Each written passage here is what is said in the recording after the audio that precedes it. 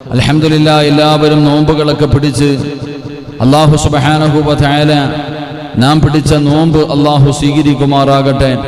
അല്ലാഹു സുബ്ഹാനഹു വ തആല അതിൻ്റെ പരിപൂർണ പ്രതിഫലം അല്ലാഹു നമുക്ക് ഓരോരുത്തർക്കും നൽകി അനുഗ്രഹിക്കുമാറാകട്ടെ.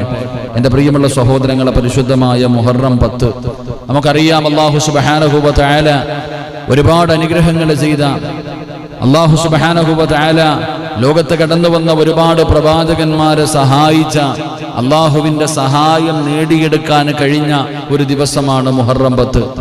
എല്ലാവരും അൽഹംദുലില്ലാഹ്, നമുക്കറിയാം മഹാനായ പ്രവാചകൻ സല്ലല്ലാഹു അലൈഹി വസല്ലമ തങ്ങൾ പഠിപ്പിച്ചു, മുഹറം മാസത്തിലെ ഈ മുഹറം 10 നോമ്പിന്റെ പ്രതിഫലമായി മുത്തുനബി നമുക്ക് പഠിപ്പിച്ചു തന്നത് ഒരു വർഷക്കാലത്തെ പാപങ്ങൾ അല്ലാഹു പൊറുക്കുമെന്ന്. അപ്പോൾ ഒരു വർഷക്കാലത്തെ പാപങ്ങൾ അല്ലാഹു പുറത്തു തരുന്ന ആ മഹത്വമേറിയ ആ ഒരു ദിവസമായിരുന്നു ഇന്ന്. ഇൻഷാ അല്ലാഹ് മോനെ കരയണമടാ ചെറുപ്പക്കാരാ, പെങ്ങളെ കരയണം മോളെ, പെങ്ങളെ കരയണം മോളെ. നിന്റെ കരച്ചല് കണ്ടിട്ട് അള്ളാന് പോലും വേദനിക്കണം, അള്ളാന് പോലും സങ്കടം തോന്നണം. എങ്ങനെ വേണം കരയാറ്? പാപങ്ങൾ ഓരോ നെണ്ണി നീ കരയേണ്ടതാ. വിജനസ്ഥലം മതി നേറ്റവും പറ്റുന്നതാ. നീ ചെയ്ത തെറ്റിൻ്റെ ആഴമോർത്തിട്ടുണ്ടടാ നടി, നിറയട്ട മണ്ണാൽ നിന്റെ മുഴുവൻ തലമുടി. ഇത് കണ്ട് നിന്നോ ഡലിവ് റബ്ബിന് തോന്നണോ? പടിവാതിലൊഴിയാ ദെവിടെയും നീ കരയണേ. അതുകൊണ്ട് സദസ്സിലിരിക്കുന്ന ഉപ്പമാരോട് ഉമ്മമാരോട് എൻ്റെ ചെറുപ്പക്കാരോട് പറയുന്നു, കരയടാ മോനെ. ആരും കാണാതെ ജീവിതത്തിൽ ചെയ്തു കൂട്ടിയ ഒരുപാട് പാപമുണ്ടല്ലോ. ഈ പാപം അല്ലാഹുവിന്റെ മുന്നിലൊന്ന് ഏറ്റു പറയണ്ടേ. എന്തിനാടാ ചുമക്കുന്നത്? എന്തിനാടാ ചുമക്കുന്നത്? എന്തിനാടാ പേടിക്കുന്നത്? നിന്റെ അല്ലാഹ് ആരെന്നറിയോ? പല ചെറുപ്പക്കാരും ചോദിക്കും, ഉസ്താദേ അല്ലാഹ് എനിക്ക് പുറത്തു തരുവോ? പലരും ചോദിക്കും, ഉസ്താദേ അല്ലാഹ് എനിക്ക് പുറത്തു തരുവോന്ന്. നിന്റെ അല്ലാഹ് ആരെന്നറിയോ? നിന്റെ അല്ലാഹ് ആരെന്നറിയോ? 100 കൊല ചെയ്തവന് പുറത്തു കൊടുത്തവനാ നമ്മുടെ റബ്ബ്. വ്യഭിചരിച്ചിട്ടുണ്ടോ? പേടിക്കണ്ട. പലിശ തിന്നിട്ടുണ്ടോ? പേടിക്കണ്ട. നിങ്ങൾ എത്ര വലിയ അപരാധം ചെയ്തവരാണെങ്കിലും നിങ്ങൾ ഭയപ്പെടണ്ട. നിങ്ങളുടെ അല്ലാഹ് ആരെന്നറിയുമോ? ഖുൽ യാ ഇബാദിയല്ലദീന അശ്റഫൂ അലാ അൻഫുസിഹിം ലാ തഖ്നതൂ മിർ റഹ്മത്തില്ലാഹ്. അല്ലാഹ് പറഞ്ഞത് നബിയേ, പറഞ്ഞു കൊടുക്ക് നബിയേ, പറഞ്ഞു കൊടുക്ക് നബിയേ. ജീവിതത്തിൽ പാപം ചെയ്തവരോട് എന്നോട് പറയാറ്, എത്ര വലിയ പാപം ചെയ്താലും അല്ലാഹു പുറത്തു തരുമെന്ന് പരിശുദ്ധമായ ഖുർആൻ പറയുമ്പോ, ഇനി നിങ്ങൾക്കൊരു ചരിത്രം പറഞ്ഞു തരട്ടെ. ചിലപ്പോ നിങ്ങൾ വിചാരിക്കും നിങ്ങൾ ചെയ്ത ഏറ്റവും വലിയ പാപമാണ്, ഒരിക്കലും അല്ലാഹ് എനിക്ക് പുറത്തു തരില്ല എന്ന് നിങ്ങൾ കരുതരുത്. നിങ്ങളുടെ അല്ലാഹ് ആരെന്നറിയുമോ? മഹാനായ ഇമാം ശാഫി റളിയല്ലാഹു തആല അൻഹു ഒരു ചരിത്രം പറയുകയാ. ഇമാം ശാഫി റളിയല്ലാഹു തആല അൻഹു ഒരു ചരിത്രം പറയുന്നുണ്ട്. എൻ്റെ പ്രിയപ്പെട്ടവരെ, ഏത് ചരിത്രമെന്നറിയുമോ? മഹാനായ സയ്യിദുനാ ഉമർ ഇബ്നുൽ ഖത്താബ് റളിയല്ലാഹു തആല അൻഹു, അല്ലാഹുവിന്റെ പ്രവാചകന്റെ വീടിനകത്തേക്ക് ഉമർ തങ്ങൾ കടന്നു വരികയാണ്. അല്ലാഹുവിന്റെ റസൂലിന്റെ വീടിന്റെ അകത്തേക്ക് ഉമർ ഇബ്നുൽ ഖത്താബ് തങ്ങൾ കടന്നു വരികയാ. ഉമർ തങ്ങൾ കരയുന്നുണ്ട്, ഉമർ തങ്ങൾ കരയുന്നുണ്ട്. അല്ലാഹുവിന്റെ പ്രവാചകൻ അവിടെന്ന് ചോദിക്കുന്നു, ഉമറേ നീ എന്തിനാ കരയുന്നത്? നിനക്കെന്താണ് സംഭവിച്ചത്? യാ റസൂലല്ലാഹ്, അല്ലാഹുവിന്റെ നബിയേ, ഒരു ചെറുപ്പക്കാരൻ നിന്ന് കരഞ്ഞുകൊണ്ട് ദുആ ചെയ്യുകയാ. ഒരു ചെറുപ്പക്കാരൻ നിന്ന് കരഞ്ഞുകൊണ്ട് ദുആ ചെയ്യുകയാ. അവന്റെ കരച്ചിൽ കണ്ടിട്ട് കരഞ്ഞതാണ് നബിയേ. അല്ലാഹുവിന്റെ പ്രവാചകനോട് ഉമർ തങ്ങൾ പറയുമ്പോ റസൂലുള്ളാഹി തങ്ങൾക്ക് വല്ലാത്ത അത്ഭുതമാവുകയാണ്. ഇതാരാ പറയുന്നത്? കിസ്റയെയും കൈസറിനെയും വിറപ്പിച്ച ഉമർ ഇബ്നുൽ ഖത്താബ് റളിയല്ലാഹു തആല അൻഹു. ഉമർ തങ്ങൾ വരുന്ന വഴിയിലൂടെ ഇബ്ലീസിന് പോലും നടക്കാൻ പേടിയാണ്. അങ്ങനെയുള്ള ഉമറിനെ കരയിപ്പിച്ചതാരാ? അല്ലാഹുവിന്റെ പ്രവാചകൻ പറഞ്ഞു, ആ ചെറുപ്പക്കാരനെ വിളിച്ചു കൊണ്ടുവരാറ്. ആ ചെറുപ്പക്കാരനെ വിളിച്ചു കൊണ്ടുവരാൻ പറയുകയാ.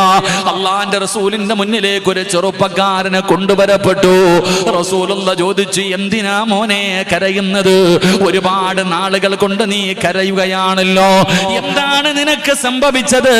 അള്ളാഹുവിന്റെ പ്രവാചകൻ എവിടെന്ന് ചോദിക്കുമ്പോ ആ ചെറുപ്പക്കാരൻ പറയുന്നു, യാ റസൂലല്ലാഹ്,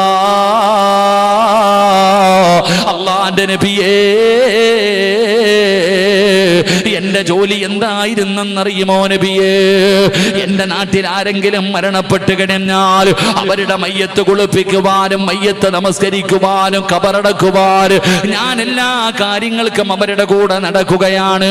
അവസാനം മയ്യത്ത് നമസ്കാരം കഴിഞ്ഞ് പള്ളിപ്പറമ്പിൽ 6 അടി മണ്ണിനകത്ത് മയ്യത്തിറക്കി വെച്ച് പലകയിടത്ത് നിരത്തിയിട്ട് മണ്ണിട്ട് മൂടിയിട്ട് എല്ലാവരും കബറിന്റെ ചാരത്ത് നിന്നും മടങ്ങി പോകുമ്പോ അവസാനം പോകുന്നത് ഞാനാണ് നബിയേ. ഏറ്റവും അവസാനം പോകുന്നത് ഞാനാ. എന്തിനെന്നറിയുമോ? കബറിന്റെ മുകളിൽ അടയാളം വെക്കുകയാ. കബറിന്റെ മുകളിൽ ഒരു അടയാളം വെക്കുകയാണ്. എന്നിട്ട് തിരിച്ച് തന്റെ വീട്ടിലേക്ക് കടന്നുപോയി. പാതിരാത്രി നാട്ടുകാർ മുഴുവനും ഉറങ്ങിക്കിടിയുമ്പോ മണ്ണ് കുടിക്കുന്ന ആയുധവും എടുത്തുകൊണ്ട് അടയാളം വെച്ച കബറിന്റെ ചാരത്ത് പാതിരാത്രി കടന്നു വന്നിട്ട് മണ്ണുകൾ വെട്ടിമാറ്റുകയാണ്, പലകയെടുത്ത് മാറ്റുകയാണ്. കബറിനകത്തിറങ്ങിയിട്ട് മയ്യത്തിന്റെ ശരീരത്ത് ധരിപ്പിച്ചിരിക്കുന്ന പുതിയ കഫൻ തുണിയുണ്ടല്ലോ, അതടിച്ചെടുക്കും നബിയേ. കഫൻ തുണികൾ അവിടുന്ന് അടിച്ചെടുക്കുകയാണ്. എന്നിട്ട് കബറിന്റെ മുകളിൽ കയറി പഴയതുപോലെ മണ്ണിട്ട് മൂടിയിട്ട് ഈ കഫൻ തുണി കൊണ്ടുപോയി കഴുകി വൃത്തിയാക്കി പട്ടണത്തിൽ കൊണ്ട് വിൽക്കുന്ന കള്ളനാണ് നബിയേ. എന്റെ നാട്ടിലെ ഖബർസ്ഥാനിൽ കിടക്കുന്ന മയ്യത്തുകൾ നഗ്നരാണ് നബിയേ. അല്ലാഹുവിന്റെ പ്രവാചകന്റെ മുന്നിൽ കരഞ്ഞുകൊണ്ട് ഈ ചെറുപ്പക്കാരൻ പറയുമ്പോ റസൂലുള്ള പറഞ്ഞു, അല്ലാഹു നിനക്ക് പുറത്തു തരട്ടെ, അല്ലാഹു നിനക്ക് പുറത്തു തരട്ടെ എന്ന് പറഞ്ഞുകൊണ്ട് പ്രവാചകൻ അവിടുന്ന് സമാധാനിപ്പിക്കുമ്പോ താഴെ കിടക്കുന്ന മണ്ണുവാരി തന്റെ തലയുടെ മുകളിൽ ഇടുകയാ. താഴെ കിടക്കുന്ന മണ്ണുവാരിയിട്ട് തന്റെ തലയുടെ മുകളിൽ ഇടുകയാണ്. എന്നിട്ട് കരയുകയാ. അള്ളാന്റെ റസൂല് ചോദിച്ചു, ഇനി എന്തിനാ നീ കരയുന്നത്? യാ റസൂലല്ലാഹ്, അള്ളാന്റെ നബിയേ, എന്നെക്കാളും ഒരു പാപി ദുനിയാവിലില്ല നബിയേ. എന്നെക്കാളും പാപം ചെയ്ത ഒരാളും ഈ ദുനിയാവിലില്ല നബിയേ. അള്ളാഹു ആർക്ക് പുറത്തു കൊടുത്താലും എനിക്ക് പുറത്തു തരൂല. കാരണം ഞാൻ അത്രയും വലിയ പാപിയാണ്. അള്ളാന്റെ റസൂലിനോട് പറയുമ്പോ പ്രവാചകൻ അവിടെന്ന് ചോദിച്ചു, നീ നിന്റെ ജീവിതത്തിൽ ചെയ്ത പാപമെന്താ? ആ സമയത്ത് ആ ചെറുപ്പക്കാരൻ പറഞ്ഞു, നബിയേ, എന്റെ നാട്ടിലൊരു സ്വാലിഹത്തായ യുവത്വത്തിന്റെ നടുവിലൂടെ നടന്നു പോകുന്ന ഒരു ചെറുപ്പക്കാരിയായ പെണ്ണവിടെന്ന് മരണപ്പെടുകയാ. അവരുടെ മയ്യത്തം കുളിപ്പിച്ചു, കഫം പൊതിഞ്ഞു, പള്ളിയിൽ കൊണ്ടുപോയി നിസ്കരിച്ച് കബറടക്കി. അടയാളം വെച്ച കബറിന്റെ ചാരത്ത് നിന്നും മടങ്ങിപ്പോയി. പാതിരാത്രി എല്ലാവരും ഉറങ്ങിക്കഴിയുമ്പോ സാധാരണ പോകുന്നത് പോലെ പള്ളിപ്പറമ്പിൽ കടന്നു ചെന്നിട്ട് ആ പെണ്ണിന്റെ കബറിന്റെ മുകളിൽ നിന്ന് മണ്ണ് വെട്ടി മാറ്റി അതിനകത്തിറങ്ങിയിട്ട് ആ പെണ്ണിന്റെ ശരീരത്തെ ധരിപ്പിച്ചിരിക്കുന്ന കഫൻ തുണിയുണ്ടല്ലോ അവിടെ അടിച്ചെടുക്കുകയാ. എന്നിട്ട് കബറിൽ മണ്ണിട്ട് മൂടിയിട്ട് മീസാങ്കല്ലുകൾ നിരത്തി വെച്ചിരിക്കുന്ന മൈലാഞ്ചി ചെടികളുള്ള ആത്മാക്കളുടെ ലോകമായ ഖബർസ്ഥാനിലൂടെ ഈ ചെറുപ്പക്കാരൻ ഇങ്ങനെ നടന്നു പോവുകയാണ്. കുറച്ചങ്ങ് മുന്നോട്ട് നടന്നു കഴിഞ്ഞപ്പോ യാ റസൂലല്ലാഹ്, അല്ലാഹുവിന്റെ നബിയേ, ഒരു തുണ്ട് വസ്ത്രം പോലുമില്ലാതെ, ഒരു നൂൽബന്ധം പോലുമില്ലാതെ ഖബറിന്റെ അകത്ത് കിടക്കുന്ന പെണ്ണിനെ എനിക്ക് ഓർമ്മ വന്നു നബിയേ, എനിക്ക് അവളെ ഓർമ്മ വന്നു നബിയേ. രണ്ടാമതും ഓടുകയാ. ഖബറിന്റെ ചാരത്ത് ചെന്ന് മണ്ണുകൾ വെട്ടി മാറ്റി, പലകയെടുത്ത് മാറ്റി, എന്നിട്ട് ഖബറിനകത്തിറങ്ങുകയാ.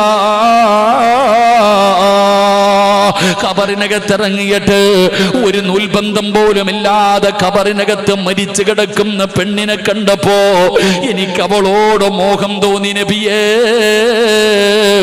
എനിക്ക് അവളോട് ആഗ്രഹം തോന്നി നബിയേ. ഞാൻ അവളെ കേറി പിടിച്ചു നബിയേ. ഉമർ തങ്ങള് താഴെ വീഴുകയാ. അല്ലാഹുവിന്റെ പ്രവാചകന്റെ കൈകാലുകൾ തളർന്നു പോയി. പടച്ചവനെ, ഖബറിനകത്ത് കിടന്നിട്ട് മയ്യത്തിനെ വ്യഭിചരിച്ചവനാ ഈ ചെറുപ്പക്കാരൻ. അല്ലാഹുവിന്റെ പ്രവാചകനോട് വിടന്ന് പറയുമ്പോ റസൂലുള്ളാഹി തങ്ങളുടെ കണ്ടടത്തിലൂടെ കണ്ണുനീരുകൾ താടിരോമത്തിലൂടെ ഒഴുകാൻ തുടങ്ങി. എന്തൊരു പാപമാ അല്ലാ! ഖബറിനകത്ത് കിടന്നിട്ട് മയ്യത്തിനെ പോലും വെറുതെ വിടാത്ത മനുഷ്യനാണ് ഈ മനുഷ്യനാണ്. അല്ലാഹുവിന്റെ പ്രവാചകന്റെ മുന്നില് മുത്തുനബി കരഞ്ഞുകൊണ്ടിരിക്കുമ്പോൾ, അല്ലാഹുവിന്റെ റസൂല് കരഞ്ഞുകൊണ്ടിരിക്കുമ്പോ ഈ ചെറുപ്പക്കാരൻ ചോദിക്കുന്നു, യാ റസൂലല്ലാഹ്, അല്ലാഹുവിന്റെ നബിയേ, ഫഹല്ലി മിനത് തൗബാ, അല്ലാഹു എനിക്ക് പുറത്തു തരുവോ നബിയേ, അല്ല എനിക്ക് പുറത്തു തരുമോ? ആരാ ചോദിക്കുന്നത്? ഖബറിനകത്ത് കിടന്ന മയ്യത്തിനെ വ്യഭിചരിച്ച മനുഷ്യനാട്. അല്ലാഹുവിന്റെ റസൂല് പറഞ്ഞത് എന്തെന്നറിയോ? റബ്ബിനോട് ദുആ ചെയ്തടാ. അല്ലാഹുവിന്റെ മുന്നിൽ പൊട്ടിക്കരഞ്ഞിട്ട് ജീവിതത്തിൽ ചെയ്തു പോയ പാപങ്ങൾ അല്ലാഹുവിനോട് ഏറ്റു പറഞ്ഞു. ഖുൽ യാ ഇബാദിയല്ലദീന അസ്റഫൂ അലാ അൻഫുസിഹിം ലാ തഖ്നതൂ മിർ റഹ്മത്തില്ലാഹ്. എനിക്ക് നിങ്ങളോടും പറയാൻ അതാവുള്ളത്, നിങ്ങൾ അത്ര വലിയ പാപം ചെയ്തവരല്ലല്ലോ, പിന്നെ എന്തിനാ പേടിക്കുന്നത്? റബ്ബിനോടൊന്ന് പറഞ്ഞുകൂടെ, അല്ലാഹുവിനോടൊന്ന് പറഞ്ഞുകൂടെ? പലരും പറയും, ഉസ്താദേ ഞാൻ ദുആ ചെയ്താ സ്വീകരിക്കുന്നില്ലല്ലോ. എടാ, സ്വീകരിക്കാത്തതിന്റെ കാരണം എന്തെന്നറിയോ? വെറുതെ കിടന്ന് വിളിച്ചു കൂവിയിട്ട് കാര്യമില്ല. പറയേണ്ടത് പോലെ പറ ചെറുപ്പക്കാരാ, പെങ്ങള് പറയേണ്ടത് പോലെ പറ പൊന്നുമോള്. പൊറുക്കന്റെ പാപം സയ്യിദി വെറുക്കാതെ പൊറുക്കുന്നവനാരുണ്ട് നീയല്ലാതെ. ഇഹലോക ആർഭാടങ്ങളെന്നെ വലച്ചതാ, നഫ്സെന്നെ ഉന്തി തെല്ലി വിട്ടു ചതിച്ചതാ. അല്ലാതെ ധിക്കരിച്ചല്ല റബ്ബേ നിന്നെ, അതുകൊണ്ട് ആട്ടരുതിലാഹേ എന്നെ. അല്ലാഹുവോട് പറയേണ്ടത് പോലെ പറഞ്ഞോ, അല്ലാഹുവോട് പറയേണ്ടത് പോലെ പറഞ്ഞോ. അല്ലാഹുവോട് പറയേണ്ടത് എന്തെന്നറിയുമോ? പൊറുക്കന്റെ പാപം സയ്യിദി വെറുക്കാതെ പൊറുക്കുന്നവനാരുണ്ട് നീയല്ലാതെ. ഈ ലോകത്ത് ഏറ്റവും കൂടുതൽ പാപം പൊറുക്കുന്നവൻ നീയാ അല്ലാഹ്. നീ എന്റെ റബ്ബാണ്, നീ എന്റെ റബ്ബാണ്, ഞാൻ നിന്റെ അടിമയാണ്. അല്ലാഹുവേ, അടിമ യജമാനനോടല്ലാതെ ആരോട് പറയാനാ അല്ലാഹ്? പെട്ടുപോയി റബ്ബേ, പെട്ടുപോയി റബ്ബേ, ശൈത്താൻ ചതിച്ചതാ. അല്ലാഹുവിനോട് ദുആ ചെയ്യേണ്ടത് വെറുതെ കിടന്ന് വിളിച്ചു വീട്ട് കാര്യമൊന്നുമില്ല. പറയേണ്ടത് പോലെ അല്ലാഹുവിനോട് പറയണം. കള്ളു കുടിച്ചിട്ട് നീ നിന്റെ ജീവിതത്തിൽ പറ്റിപ്പോയ പാപം അല്ലാഹുവിനോട് പറയണം. പടച്ചവനെ, ഈ ലോകത്ത് ഏറ്റവും കൂടുതൽ പൊറുക്കുന്നവൻ നീയാ, നീ അല്ലാതെ ഈ ലോകത്ത് വേറെ ആരുമില്ലല്ലാ. പടച്ചവനെ, പറ്റിപ്പോയി റബ്ബേ. സാഹചര്യം, സന്ദർഭം, ഇബിലീസ്, നഫ്സ് എല്ലാരും ഞങ്ങളെ കൊണ്ട് ചതിച്ചതല്ല, അല്ലാതെ അല്ല ധിക്കാരത്തോടു കൂടി ചെയ്തതല്ല. പടച്ചവനെ, നീ ഞാൻ ചെയ്യുന്നത് നീ കണ്ടാ എനിക്കൊരു ചുക്കുമില്ല എന്ന് പറഞ്ഞിട്ട് ചെയ്തതല്ല അല്ലാ, പെട്ടുപോയതാ അല്ല, നീ എനിക്ക് പുറത്തുതാ. പറയേണ്ടത് പോലെ അല്ലാഹുവിനോട് പറ, അല്ലാതെ നിലവിളിക്കണ്ട, വിളിച്ചു കൂവണ്ട. നമുക്കങ്ങനെയാണല്ലോ, നിലവിളിയും ബഹളവും ഉണ്ട്. നമ്മുടെ ദുആ അങ്ങനെ ചെയ്യാൻ പാടില്ല, കടന്നു വിളിച്ചു കൂവരുത്. നബി സല്ലല്ലാഹു അലൈഹി വസല്ലമ തങ്ങള് അവിടെ നിന്നൊരു സ്വഹാബി ഇരുന്ന് വലിയതായിട്ട് ദുആ ചെയ്യുക, പൊട്ടിക്കരഞ്ഞിങ്ങനെ നിലവിളിച്ച് ദുആ ചെയ്യുക. അപ്പോഴാ അള്ളാന്റെ റസൂൽ സല്ലല്ലാഹു അലൈഹി വസല്ലമ തങ്ങൾ പറഞ്ഞു, ആ ചെറുപ്പക്കാരനോട് പോയി പറയാൻ, അവൻ വിളിക്കുന്ന റബ്ബിന് ചെവി കേൾക്കുമെന്നൊന്ന് പറയാൻ. നമ്മളെങ്ങനെ നാട്ടുകാർ കേൾക്കണം നമ്മുടെ ദുആ, കുടുംബസമേതം ഇരുന്നിട്ട് ദുആ ചെയ്യണത് അയൽവാസി പോലും കേൾക്കണം, വിളിച്ചു പോവുക, അങ്ങനെ ആവശ്യമൊന്നുമില്ല. എടാ, പറയുന്നത് ഒരു വാക്കാണെങ്കിലും അതിൽ ആത്മാർത്ഥത വേണം, അതിനകത്ത് ഇഖ്ലാസ് വേണം. മണിക്കൂറുകളൊന്നും ദുആ ചെയ്യണ്ട. പറയുന്നത് ഒരു വാക്കാണെങ്കിലും അതിനകത്ത് ഇഖ്ലാസ് ഉണ്ടെങ്കിൽ അത് എന്തിനാ ഒരു അസ്തഗ്ഫിറുല്ലാഹ് പറഞ്ഞാൽ പോരെ? നിന്റെ ജീവിതത്തിൽ പറ്റിപ്പോയ പാപം പൊറുക്കണമെങ്കിൽ ഇഖ്ലാസോടുകൂടി ആത്മാർത്ഥമായിട്ട് ഒരു അസ്തഗ്ഫിറുല്ലാഹ് പറഞ്ഞാൽ മതി. നിന്റെ പാപം മുഴുവനും അള്ളാഹു പുറത്തു തരും. അള്ളാഹു നമുക്ക് ഈമാൻ നൽകുമാറാകട്ടെ. ഒരുപാട് നിലവിളിക്കേണ്ട കാര്യമൊന്നുമില്ല. മഹാനായ കലീമുല്ലാഹി മൂസാ നബി അലൈഹിസ്സലാം, കൊച്ചാപ്പാടെ പേരല്ല ഞാൻ പറഞ്ഞ്, ഒരു നബിയുടെ പേരാ പറഞ്ഞ്. നിന്റെ വിചാരിക്കുന്നു ഏതോ ഇബ്രാഹിമിന്റെ മഹാനായ കലീമുല്ലാഹി മൂസാ നബി അലൈഹിസ്സലാം. മൂസാ നബിയുടെ മുന്നിൽ ജനങ്ങൾ വന്നിട്ട് പറഞ്ഞു, നബിയെ, മഴയില്ല, വെള്ളമില്ല, വലിയ ക്ഷാമം, ആർക്കും, മനുഷ്യനും കുട്ടികൾക്കും മൃഗങ്ങൾക്ക് പോലും കുടിക്കാൻ വെള്ളമില്ല, അതുകൊണ്ട് നിങ്ങളൊന്ന് ദുആ ചെയ്യ്. മൂസാ നബി അലൈഹിസ്സലാം ജനങ്ങളോട് പറഞ്ഞു, ഒരു ദിവസം നിങ്ങളൊക്കെ ഇന്ന ഗ്രൗണ്ടിൽ കൂടാൻ പറഞ്ഞു. ഒരു ഗ്രൗണ്ടിൽ കൂടാൻ പറഞ്ഞു. അങ്ങനെ ദുആ ചെയ്യേണ്ട ദിവസം മൂസാ നബി അലൈഹിസ്സലാം കടന്നുപോയപ്പോ 70,000-ഓളം വരുന്ന ജനങ്ങൾ ഉണ്ടായിരുന്നെന്നാ ചരിത്രം പറയുന്നത്. 70,000-ഓളം വരുന്ന ജനങ്ങൾ ഒരു മജ്ലിസിൽ ഒരുമിച്ച് കൂടി. മൂസാ നബി അലൈഹിസ്സലാം അള്ളാഹുവിനോട് ദുആ ചെയ്തു, പടച്ചോനെ, നീ ഞങ്ങൾക്ക് മഴ തരണേ അല്ലാ, വെള്ളമില്ല അല്ലാ. മൂസാ നബി ദുആ ചെയ്തപ്പോ അള്ളാഹുവിന്റെ ഭാഗത്ത് നിന്ന് വിളിച്ചു പറഞ്ഞു, മൂസാ, ദുആ സ്വീകരിക്കൂല, നീ ദുആ ചെയ്ത സ്വീകരിക്കൂല. എന്തേ അല്ലാ? ഈ ഇരിക്കുന്ന ആൾക്കാരുടെ ഇടയിൽ 40 കൊല്ലമായിട്ട് എന്നെ മറന്നു നടക്കുന്ന ഒരുത്തൻ ഇരിപ്പുണ്ട്. 40 വർഷക്കാലമായിട്ട് എന്നെ ധിക്കരിച്ചു കൊണ്ടിരിക്കുന്ന ഒരു മനുഷ്യൻ ഈ മജ്ലിസിൽ ഇരിക്കുന്നുണ്ട്.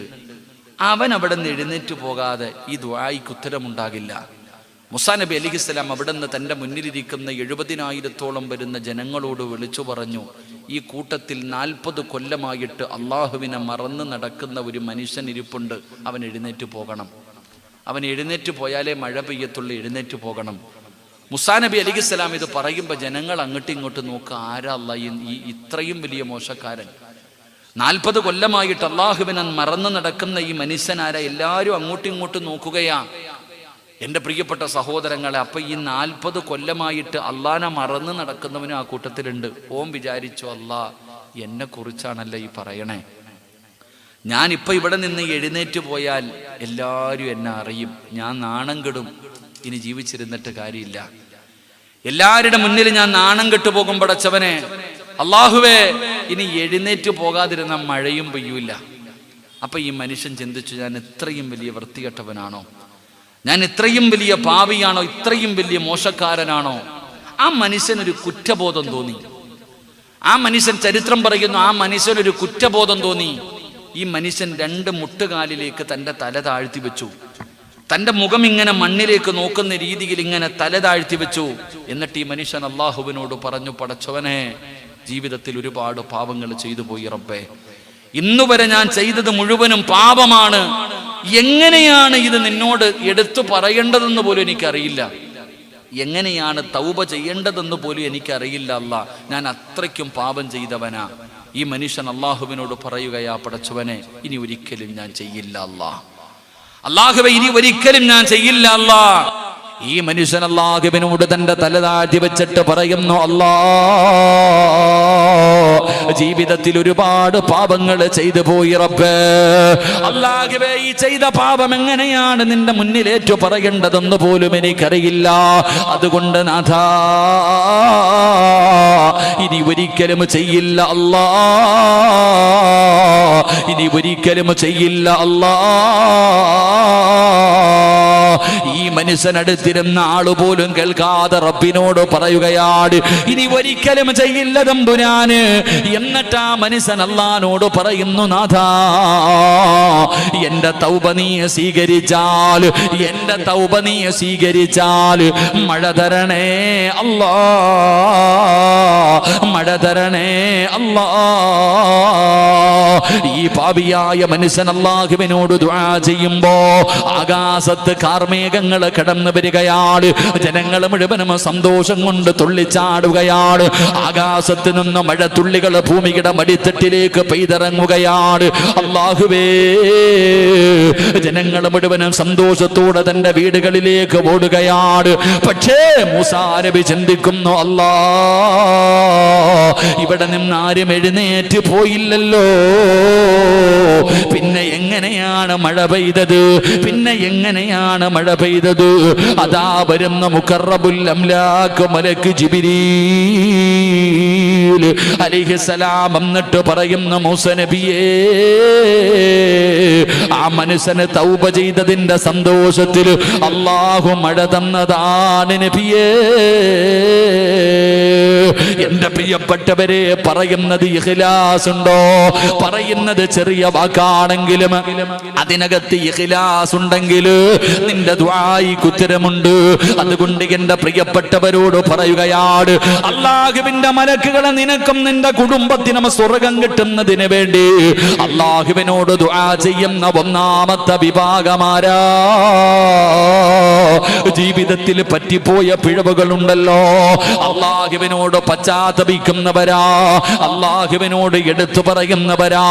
അതുകൊണ്ട് എന്റെ പ്രിയപ്പെട്ടവരോട് പറയുകയാണ്, ജീവിതത്തിൽ പറ്റിപ്പോയ പാപങ്ങളെ പടച്ച റബ്ബിന്റെ മുന്നിൽ പറയാ നാണം വേണ്ട, മടി വേണ്ട, ലജ്ജ വേണ്ട. എന്റെ പ്രിയപ്പെട്ടവരെ, അല്ലാഹുവിന്റെ മുന്നിൽ പറയണം. പാപങ്ങൾ ഓരോ നെണ്ണി നീ കരയേണ്ടതാ, വിജനസ്ഥലം മതി നേറ്റവും പറ്റുന്നതാ. നീ ചെയ്ത തെറ്റിൻ്റെ ആഴമോർത്തിട്ടുണ്ടടാ നടി, നിറയട്ട മണ്ണാൽ നിന്റെ മുഴുവൻ തലമുടി. ഇത് കണ്ടു നിന്നോടലിവ് റബ്ബിനു തോന്നണം, പടിവാതിലൊഴിയാതെവിടെയും നീ കരയണേ. അതുകൊണ്ട് അല്ലാഹുവിന്റെ മുന്നിൽ കള്ളു കുടിച്ചെങ്കിൽ കുടിച്ചെന്ന് പറ, വ്യഭിചരിച്ചെങ്കിൽ വ്യഭിചരിച്ചെന്ന് പറ, നിസ്കാരം മുടക്കിയെങ്കിൽ മുടക്കിയെന്ന് പറ, ജീവിതം തുലച്ചെങ്കിൽ തുലച്ചെന്ന് പറ, മോഷണം നടത്തിയെങ്കിൽ മോഷണം നടത്തിയതെന്ന് പറ, അഹങ്കാരം കാണിച്ചെങ്കിൽ അഹങ്കാരം കാണിച്ചെന്ന് പറ. ജീവിതത്തിൽ പറ്റിപ്പോയ പാപം പടച്ച റബ്ബിന്റെ ദർബാറിലേക്ക് ഇരു കരങ്ങൾ ഉയർത്തിയിട്ട് നീ അല്ലാഹുവിന്റെ മുന്നിൽ തൗബ ചെയ്ത് മടങ്ങിയ അല്ലാഹുവിന്റെ മലക്കുകളുടെ ദുആ നിനക്ക് ലഭിക്കുമെന്ന് അല്ലാഹുവിന്റെ വിശുദ്ധ ഖുർആൻ. എന്റെ പ്രിയപ്പെട്ടവരെ, വിശദീകരിക്കുന്നില്ല. രണ്ടാമത്തെ വിഭാഗം ആരെന്നറിയുമോ? അല്ലാഹുവിന്റെ പ്രവാചകൻ എവിടെന്ന് പറയുകയാണ്, പരിശുദ്ധമായ ഖുർആൻ എവിടെന്ന് പറഞ്ഞു തരികയാ. രണ്ടാമത്തെ വിഭാഗമാരാ? ഇഹ്ദിനസ് സിറാത്തൽ മുസ്തഖീം സിറാത്തൽ ലദീന അൻഅംത അലൈഹിം ഗൈറിൽ മഗ്ലൂബി അലൈഹിം വലല്ലാലീൻ. രണ്ടാമത്തെ വിഭാഗം എൻ്റെ പ്രിയപ്പെട്ട സഹോദരങ്ങളെ, ഒന്നാമത്തെ വിഭാഗം ജീവിതത്തിൽ പറ്റിയ പാപം അല്ലാഹുവിന്റെ മുന്നിൽ പറഞ്ഞ് തൗബ ചെയ്ത നീ രക്ഷപ്പെടും. നിനക്ക് വേണ്ടി മലക്കുകൾ ദുആ ചെയ്യും. അല്ലാഹു ഭാഗ്യം നൽകുമാറാകട്ടെ. 2, പള്ളിയിലെ ഇമാമ് ഫാത്തിഹ ഓതി വലല്ലാലീൻ ആമീൻ എന്ന് പറയുന്ന സമയം, ഇമാമ് ഫാത്തിഹ ഓതിക്കഴിഞ്ഞാൽ ആമീൻ പറയുമല്ലോ, ആ ആമീൻ പറയുന്ന സമയം നിന്റെ ആമീനും അള്ളാഹുവിൻ്റെ മലക്കുകളുടെ ആമീനും യോജിച്ച നീ രക്ഷപ്പെട്ടു. അള്ളാഹു ആ കൂട്ടത്തിൽ നമ്മളെ പെടുത്തുമാറാകട്ടെ. ഇമാമ് ഫാത്തിഹ ഓതുവല്ലോ, ഫാത്തിഹ ഓതിയിട്ട് വലല്ലാലീൻ, ഇമാമ് ആമീൻ പറയണതിന് മുമ്പേ നമ്മൾ പറയും. ഇമാമ ആമീൻ പറയണതിന് മുമ്പേ നമ്മൾ പറയും. നമുക്ക് സ്പീഡ് കൂടുതലാ. ഉസ്താദ് പറയേണ്ട അതിനു മുമ്പേ. നിങ്ങൾ കണ്ടിട്ടില്ലേ, ഇമാമ് റുക്കൂയിൽ നിന്ന് എഴുന്നേറ്റിട്ട് നിൽക്കുമ്പോൾ തന്നെ സുജൂദി കിടക്കണ വാക്കാമരില്ലേ? ഇമാമ് റുക്കൂയിൽ നിന്ന് എഴുന്നേറ്റ് സമയം അല്ലാഹു ലിമൻ ഹമിദ നിൽക്കുമ്പോഴത്തേക്ക് തന്നെ താഴെ പോയിട്ട് കിടക്ക. ഇമാമ് പുറകെ വരുന്നുണ്ട്, സുജൂദിന് പോയി കാത്തു കിടക്ക പാവം. എന്ത് നിസ്കാരം! അള്ളാഹു നമുക്ക് ഈമാൻ നൽകുമാറാകട്ടെ. നമ്മുടെ നിസ്കാരം കണ്ടിട്ട് ഇബ്ലീസ് തന്നെ നോക്കുക, ഇവ എന്താ അള്ളാഹ് ചെയ്യണേന്ന്. നമ്മുടെയൊക്കെ നിസ്കാരം കണ്ടിട്ടെ ഇബ്ലീസിന് തന്നെ ചിരിയാ വരണേ. ഇവ ഈ അള്ളാനെ കളിയാക്കുന്ന കണ്ടിട്ട് അവൻ തന്നെ നിന്ന് ചിരിക്കുക. അങ്ങനത്തെ നിസ്കാരമാണ് നമ്മുടെ നിസ്കാരം. നമുക്കറിയില്ല എൻ്റെ വില. എടാ, ഇങ്ങനെ ഇമാമിന് മുമ്പേ പോകുന്നവൻ നാളെ പരലോകത്ത് പന്നിയുടെ കോലത്തിലെങ്ങാണ്ട വഴി വരുമെന്ന. പന്നിയുടെ കോലത്തിൽ നമ്മുടെ നിസ്കാരം അറിയാലോ അല്ലേ? ഫവൈലുൽ ലിൽ മുസല്ലീൻ, വൈലെന്ന് പറയണ നരകം നിസ്കരിക്കുന്നവനെന്നാ. അള്ളാഹു നമ്മളെ കാക്കുമാറാകട്ടെ. നമ്മുടെയൊക്കെ നിസ്കാരം പറയാതിരിക്കല നല്ലത്. നമ്മുടെയൊക്കെ നിസ്കാരം എന്ന് പറഞ്ഞാൽ കോമഡി. അള്ളാനെ ഇങ്ങനെ കളിയാക്ക, അള്ളാടെ മുന്നിൽ പോയി നിന്നിട്ട് അള്ളാനെ കളിയാക്കുന്നവരാ നമ്മൾ. അള്ളാഹു നമ്മളെ കാത്തിരക്ഷിക്കുമാറാകട്ടെ. നിസ്കാരം നമുക്ക് കളിയാ സഹോദര, തമാശ, ഓടി ചെല്ലുക, കാക്ക കൊത്തുന്ന പോലെ കൊത്താ, ഓടുക, ഇറങ്ങി. ഇതൊക്കെ നമ്മുടെ നിസ്കാരം. നിസ്കാരത്തിൻ്റെ വിലയും അതിടാ. മനുഷ്യ, നിനക്കറിയോ നിസ്കാരം എന്ന് പറഞ്ഞാൽ? ഒരാൾ മുസല്ലയിൽ 2 റക്അത്ത് നിസ്കരിച്ചിട്ട് നാളെ ഒരു മനുഷ്യൻ രാവിലെ പോയി സുബഹി നിസ്കരിച്ചിട്ട് നിസ്കാരപ്പായിൽ നിന്ന് എഴുന്നേൽക്കുമ്പോൾ മലക്കുകൾ അവനെ കെട്ടിപ്പിടിക്കും. അള്ളാന്റെ മലക്കുകൾ അവനെ കെട്ടിപ്പിടിച്ചിട്ട് പറയും, നീ സ്വർഗത്തിന്റെ അവകാശിയാ. ഒരാൾ നിസ്കാരം കഴിഞ്ഞ നിസ്കാരപ്പായിൽ നിന്ന് എഴുന്നേൽക്കുമ്പോൾ മലക്കുകൾ അവന്റെ കയ്യിൽ പിടിച്ചിട്ട് പറയും, നിന്റെ പേര് സ്വർഗത്തിന്റെ മുന്നിൽ എഴുതി വെച്ചിട്ടുണ്ട്, നീ മരിച്ച സ്വർഗത്തിലാ, നീ പൊക്കോ എന്ന് പറഞ്ഞിട്ടാ പറഞ്ഞുവിടാ. ചിലരോട് പറയും, എടാ നശിച്ചവനെ, നിന്റെ പേര് നരകത്തിന്റെ മുന്നിൽ എഴുതി വെച്ചിട്ടുണ്ടടാ, അടുത്ത വക്കത്തിന് മുമ്പ് നീ തീർന്ന നീ നരകത്തിലാ. അള്ളാഹു നമ്മളെ കാക്കുമാറാകട്ടെ. നിസ്കാരപ്പായിൽ നിന്ന് എഴുന്നേക്കുമ്പോ ഇത് പറഞ്ഞിട്ടാ മലക്ക് വിടുന്നത്. അതാ നിസ്കാരം. നമുക്ക് കളി. നമുക്ക് നിസ്കാരം എന്ന് പറഞ്ഞാൽ കളിയാ. എൻ്റെ പ്രിയപ്പെട്ടവരെ, മഹാനായ സയ്യിദുന ഉമർ ഇബ്നുൽ ഖത്താബ് റളിയല്ലാഹു തആല അൻഹു, ഇസ്ലാമിൻ്റെ 2ാമത്തെ ഖലീഫയാ ഉമർ തങ്ങൾ. നമുക്ക് മരിക്കേണ്ടവരാണെന്നുള്ള ചിന്ത നമ്മളിൽ അധികം പേർക്കും ഇല്ല. ഉണ്ടെന്നൊക്കെ പറയല. എൻ്റെ പൊന്നാര ചങ്ങാതി, എപ്പോൾ എവിടെ വെച്ചാ വരുന്നെന്നറിയില്ല. അള്ളാഹു നല്ല മരണം നൽകുമാറാകട്ടെ. മരണത്തിന് വല്ല അടയാളം ഉണ്ടോ? ഉണ്ടോ? നിങ്ങൾ എന്ത് എന്നെ ഇങ്ങനെ നോക്കണം? ഉണ്ടോ? മനുഷ്യ മരണത്തിന് അടയാളമുണ്ട്. ആരാ പറഞ്ഞില്ല എന്ന്? ചുമ്മാതെ പറയും പെട്ടെന്ന് മരിച്ചുപോയെന്ന്. ആര് പറഞ്ഞു പെട്ടെന്ന് മരിച്ചുപോയെന്ന്? അങ്ങനൊന്നും ഇല്ല. മരണത്തിന് അടയാളം ഉണ്ടടാ ചങ്ങായി, പഠിക്ക്. 1 അല്ല 3 എണ്ണം ഉണ്ടല്ലോ. മരണത്തിന് ഈ അടുത്ത് ഞാനൊരു വീട്ടിൽ പോയപ്പോൾ പറഞ്ഞു, ഉസ്താദേ, ഈ വീട്ടിലെ ചെറുപ്പക്കാരൻ പെട്ടെന്ന് മരിച്ചുപോയി. ഞാൻ ചോദിച്ചു, എത്ര വയസ്സുണ്ട്? 55 വയസ്സ് ചെറുപ്പക്കാരന്. അപ്പൊ ചെറുപ്പക്കാരൻ എത്ര വയസ്സാപ്പാ? എടാ, 55 വയസ്സുള്ളവൻ ചെറുപ്പക്കാരനാണെങ്കിൽ ഈ 35 വയസ്സുകാരൻ എന്ത് പറയും? കുട്ടി എന്ന് പറയുമോ? 40 വയസ്സ് കഴിഞ്ഞവരൊക്കെ ഒന്ന് കൈപൊക്കിക്കേ. പെണ്ണ് കെട്ടിക്കാനൊന്നും അല്ല, പൊക്കിക്കേ. തീരുമാനമായി. സുബ്ഹാനല്ലാഹ്. നിങ്ങളുടെ കാര്യം പോയിട്ടാ, നിങ്ങളുടെ കാര്യം പോയി. നിങ്ങൾ സൂക്ഷിക്കണം. 40 കഴിഞ്ഞവർ സൂക്ഷിക്കണം. 39കാരനെ പോലെയല്ല നീ. 40 വയസ്സ് കഴിഞ്ഞാൽ തെറ്റിന് ഇരട്ടിയാടി. നിങ്ങൾ ഓർത്തു വെച്ചോ, 40 വയസ്സ് കഴിഞ്ഞാൽ അവൻ ചെയ്യുന്ന ശിക്ഷയ്ക്ക് ഇരട്ടി, അവൻ ചെയ്യുന്ന തെറ്റിന് ഇരട്ടി ശിക്ഷയുണ്ടെന്ന് നബി മുഹമ്മദ് മുസ്തഫ. സുലൈമാൻ നബി ഓതിയ ഒരു ആയത്തുണ്ട്, ഇത് ഓതിയിട്ട് നടക്കണമെന്ന് നിങ്ങളൊക്കെ. എടാ, 39 വയസ്സുകാരൻ ചെയ്താൽ പറയും ഓന് പക്വത എത്തിയില്ലെന്ന്. 40 കഴിഞ്ഞാ പിന്നെ നന്നായില്ലെങ്കിൽ പോയി. അള്ളാഹു കാത്തിരക്ഷിക്കുമാറാകട്ടെ. അള്ളാഹു കാത്തിരക്ഷിക്കുമാറാകട്ടെ. മരണത്തിന്റെ അടയാളം പറഞ്ഞു തരട്ടെ? ധൈര്യണ്ടാ? അറ്റാക്കൊന്നും വരത്തില്ലല്ലോ. ശരി, ഞാൻ പറഞ്ഞു തരാം. ഇവിടെ എങ്ങനെ കബർ നേരത്തെ വെട്ടിയിടുവോ? എത്ര എണ്ണമൊക്കെ ഉണ്ടാവും? 2 എണ്ണേ ഉള്ളോ? പറ്റുമെങ്കിൽ പോയി വെട്ടിക്കോ. നിനക്ക് തന്നെ പറഞ്ഞാൽ നീ തന്നെ വെട്ടിയിട അളവിന്. നാളെ തന്നെ പോയി കഫൻ തുണിയൊക്കെ വാങ്ങണം കേട്ടാ. ചിലപ്പോൾ നിന്റെ നീളത്തിന് കിട്ടിയില്ലെങ്കിലോ. താത്താമാരൊക്കെ ഇവിടെ ടൗൺ ഏതാ ഉള്ളത്? പേരാമ്പ്ര ഏതാ? ഏത് നല്ല ടൗൺ ആണെങ്കിലും പോയി കഫൻ തുണി വാങ്ങിച്ചു വെച്ചോ. അള്ളാഹു നല്ല മരണം തരുമാറാകട്ടെ. ഇവിടെ എന്തിപ്പോൾ താത്താമാര് വിളമ്പണത്? അടികൊള്ളുന്നത് ചെണ്ട, പണം വാങ്ങുന്നത് മാരാര്. വഴുത് പറയുന്ന ഉസ്താദിന് പച്ചവെള്ളം, കേൾക്കാൻ വന്നതിന് ചായം കടിയും. ബക്കറ്റ് അവിടെ വെച്ചിട്ടിരുന്നു. ആദ്യം അടയാളം കേക്ക്, പിന്നെ ബക്കറ്റ് ഇങ്ങിതാ ബക്കറ്റ് ഇങ്ങി കൊണ്ടുപോവാ. ആദ്യം പള്ളിക്കുഴി പോയാൽ സമയമായോ നോക്കാം. ഇങ്ങിതാ ബിസ്മില്ല, അവിടെ പോയി ഇവിടെ കയറി ഇരുന്നു. ഷാദ് ബക്കറ്റ് വരുമ്പോഴല്ലേ ഓടാൻ പറ്റൂ. അസറായിൽ വരുമ്പോൾ ഓടാൻ പറ്റൂലല്ലോ. റെഡിയല്ലേ? നിങ്ങൾ എന്താ കേക്ക് മനുഷ്യ? റെഡിയല്ലേ? ഈ ഗർഭിണി പെണ്ണുങ്ങൾ ഇരിക്കണ പോലെ ഇരിക്കാതെ നേരെ ഇരുന്നേ. ഇതിലെ പ്രസവ വാർഡിൽ വെട്ടിയിട്ടതുപോലെ ഇരിക്കാതെ നേരെ ഇരിക്കുക. മരണത്തിന്റെ അടയാളം പറയണേ. ഇനി നിൽക്കണോ ഇരിക്കണോ എന്ന് നിങ്ങൾ തീരുമാനിക്കുക. ഞാൻ വെറുതെ പറഞ്ഞതല്ല. മരണത്തിന്റെ 1ാമത്തെ അടയാളം എന്തെന്നറിയോ? നിങ്ങളുടെ തലയിലും താടിയിലെയും കറുത്ത രോമങ്ങൾക്കിടയിൽ എവിടെയെങ്കിലും ഒരു വെള്ള കാണുന്നുണ്ടെങ്കിൽ, ഒരു വെള്ള രോമം നിന്റെ താടിയിലും നിന്റെ തലയിലും ഉണ്ടെങ്കിൽ അത് നിന്റെ ഒടുക്കത്തെ യാത്രയുടെ അടയാളമാ. ഒരുങ്ങിക്കോ. അള്ളാഹു നമുക്ക് ഈമാൻ നൽകുമാറാകട്ടെ. ഉറക്കപ്പറ അല്ലാഹു ഈമാൻ നൽകുമാറാകട്ടെ. എന്താ അടയാളം? ഒരു രോമം നരച്ചിട്ടുണ്ടോ നിന്റെയൊക്കെ തലയിലും താടിയിലും? പുറകോട്ടൊന്നും നോക്കണില്ല, കാരണം എല്ലാം വെട്ടാൻ നിർത്തിയിരിക്കുക. ഒരു രോമം നരച്ചിട്ടുണ്ടോ നിന്റെ തലയിലും നിന്റെ താടിയിലും? ബയാദു ശഅരിക ബഅദ സവാദി. നിന്റെ ഒരു രോമമെങ്കിലും നരച്ചിട്ടുണ്ടെങ്കിൽ, ഞാൻ വെറുതെ പറഞ്ഞതല്ല. മഹാനായ സയ്യിദന ഉമർ ഇബ്നുൽ ഖത്താബ് റളിയല്ലാഹു തആല അൻഹു ഒരു മനുഷ്യനെ കൂലിക്ക് നിർത്തി. എന്തിനെന്നറിയോ? മരിക്കുമെന്ന് പറയാൻ വേണ്ടി മാത്രം. ചിരിക്കുന്നത് കണ്ടാ വന്നിട്ട് പറയും, ഉമറെ നീ മരിക്കും കേട്ടോ എന്ന് പറയാൻ വേണ്ടി മാത്രം ഒരാളെ പൈസ കൊടുത്ത് നിർത്തി. ഒരു ദിവസം വിളിച്ചിട്ട് പറഞ്ഞു, നിന്നെ പിരിച്ചുവിട്ടിരിക്കുന്നു. ഞാൻ എന്ത് തെറ്റ് ചെയ്തതിൻ്റെ പേരില്ല. നീ ഒരു തെറ്റും ചെയ്തില്ല. ഇനി മരണത്തെക്കുറിച്ച് ഓർമ്മപ്പെടുത്താൻ ആള് വേണ്ട. ഇനി മരണത്തെക്കുറിച്ച് ഓർമ്മപ്പെടുത്താൻ ആള് വേണ്ട.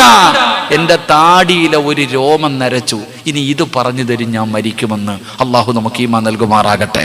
നബി സല്ലല്ലാഹു അലൈഹി വസല്ലമ തങ്ങൾ വഫാത്താകുമ്പോൾ 17 or 19 മുടിയെ നരച്ചിട്ടുണ്ടായിരുന്നുള്ളൂ. നിന്റെ 60 നരച്ചു. നിന്റെ 60 നരച്ചു. ക്ലീൻ ഷേവ് അടിച്ചിട്ട് നടക്കുക. എന്തിനാ? കിളവാന്ന് നാട്ടുകാർ വിളിക്കാതിരിക്കാൻ. പിന്നെ മൈലാഞ്ചി ഇടുന്നവരുണ്ട്, പെയിന്റ് അടിക്കുന്നവരുണ്ട്. നിങ്ങൾ കുടിച്ചോ, കുഴപ്പമില്ല. അള്ളാഹു ഈമാൻ നൽകുമാറാകട്ടെ. അപ്പൊ ഏകദേശം തീരുമാനമായില്ലേ? ഏകദേശം തീരുമാനമായില്ലേ? സന്തോഷമായില്ലേ? ഇനി ബാക്കി 2 എണ്ണം കൂടെ പറഞ്ഞിട്ട് അറ്റാക്ക് വരുത്തുന്നില്ല. അള്ളാഹു ഈമാൻ നൽകുമാറാകട്ടെ. മസ്ജിദിൻ അള്ളാഹുവിന്റെ പള്ളി റസൂലുള്ളാഹി മഹാനായ ഉമർ ഇബ്നുൽ ഖത്താബ് റളിയല്ലാഹു തആല അൻഹു പള്ളിക്കകത്ത് ഇമാമത്ത് നിൽക്കുക.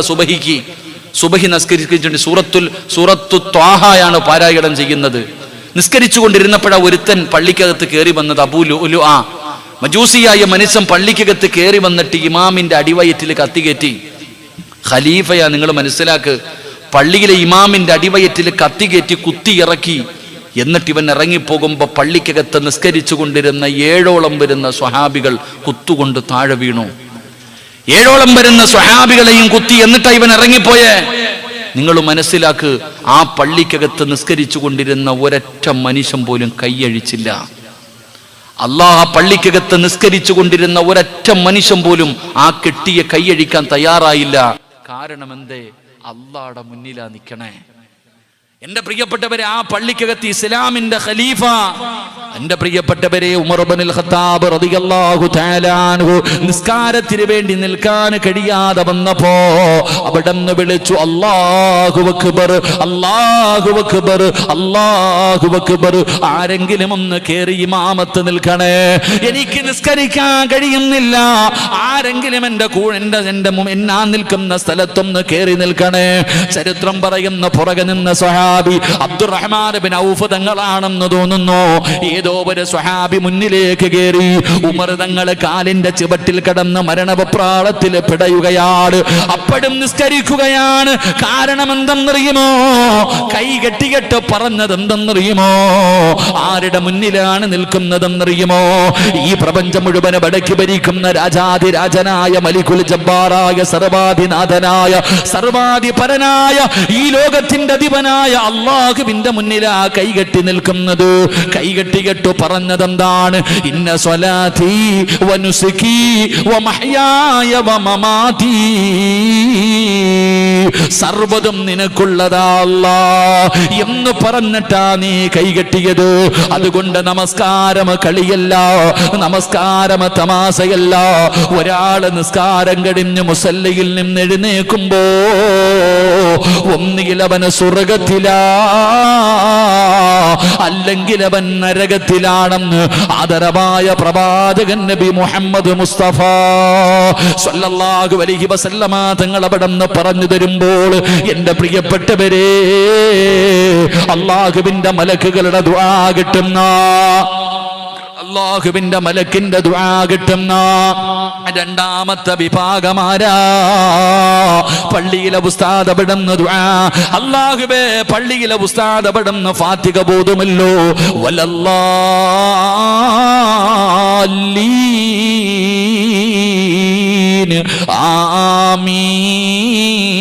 ആമീൻ. എന്റെ പ്രിയ പ്രിയപ്പെട്ടവരെ, ഇമാം ഫാത്തിഹ ബോധിക്കഴിയുമ്പോ അവിടെ ആമീൻ പറയുമല്ലോ. നിങ്ങളും പറയണേ, നിങ്ങളും പറയണേ. അല്ലാഹുവിന്റെ മലക്കുകളും ആമീൻ പറയുന്നുണ്ട്. ആ മലക്കുകളുടെ ആമീനുമായിട്ട് നിന്റെ ആമീൻ യോജിച്ചാൽ നീ രക്ഷപ്പെട്ടു വാപ്പാ, നീ രക്ഷപ്പെട്ട് ചെറുപ്പക്കാരാ. അതുകൊണ്ട് അല്ലാഹുവിന്റെ ഖുർആൻ വിടന്ന് പറയുകയാണ്, ഇഹ്ദിനസ് സിറാത്തൽ മുസ്തഖീം സിറാത്തൽ ലദീന അൻഅംത അലൈഹിം ഗൈറിൽ മഗ്ലൂബി അലൈഹിം വലല്ലാലീൻ.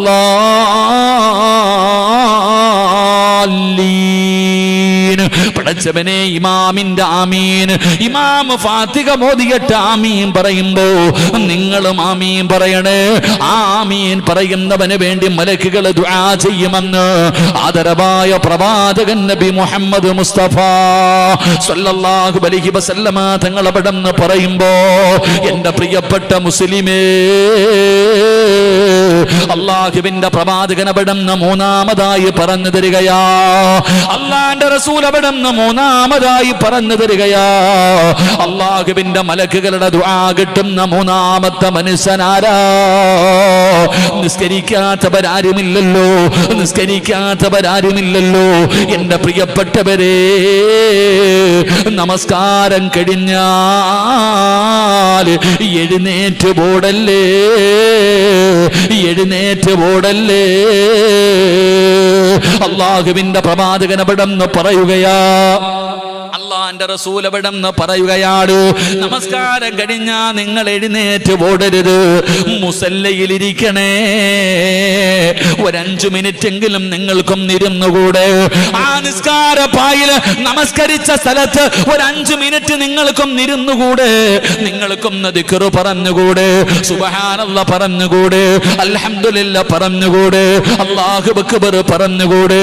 ലാ ഇലാഹ ഇല്ലല്ലാഹ് പറഞ്ഞുകൂടെ? അത് കഴിഞ്ഞ് പള്ളിയിലെ ഉസ്താദ് ദുആ ചെയ്യുമല്ലോ. ആ ദുആ ചെയ്ത് സലാം പറഞ്ഞു എല്ലാവരും അവിടുന്ന് ദുആ ചെയ്തു, സലാത്ത് പറഞ്ഞു. എന്റെ പ്രിയപ്പെട്ടവരെ, എഴുന്നേറ്റ് ഓടല്ലേ. ഏതെങ്കിലും ഒരു മനുഷ്യൻ നമസ്കാരപ്പായില് നിസ്കാരം കഴിഞ്ഞിരുന്നാൽ അവന് വേണ്ടി അല്ലാഹുവിന്റെ മലക്കുകള് അവൻ അവിടെ നിന്ന് എഴുന്നേറ്റ് പോകുന്നത് വരെ, ആ മുസല്ലയിൽ നിന്ന് എഴുന്നേക്കുന്നത് വരെ അല്ലാഹുവിന്റെ മലക്കുകൾ അവന് വേണ്ടി അല്ലാഹുമ്മ ഗഫിർ ലഹു, അല്ലാഹുമ്മ ഇർഹംഹു, ഇവന് പുറത്തു കൊടുക്കണേ അല്ലാ, ഈ പെണ്ണിനോട് കരുണ കാണിക്കണേ അല്ലാ എന്നും മലക്കുകൾ ദുആ ചെയ്യുമെന്ന് ആദരവായ പ്രവാചകൻ നബി മുഹമ്മദ് മുസ്തഫ സല്ലല്ലാഹു അലൈഹി വസല്ലമ തങ്ങൾ പറഞ്ഞു, നിസ്കരിച്ച മുസല്ലയിൽ തന്നെ ഒരല്പനേരം ഇരിക്കണം. നിസ്കാരം കഴിഞ്ഞ് അതേ മുസല്ലയിൽ തന്നെ ഒരല്പനേരം ഇരിക്കണം. ആരാപ്പ ഇരിക്കുക? ഇവിടെ ആമീൻ പറയാ ഇരിക്കണില്ല, ഓട് അസ്സലാമു അലൈക്കും വറഹ്മത്തുള്ളാ, അസ്സലാമു അലൈക്കും വറഹ്മത്തുള്ളാ. ഉസ്താദ് സുബ്ഹാനല്ലാഹ് പറയുമ്പോൾ വെളിയിൽ നിന്നിട്ട് ഓടുന്നവനാ.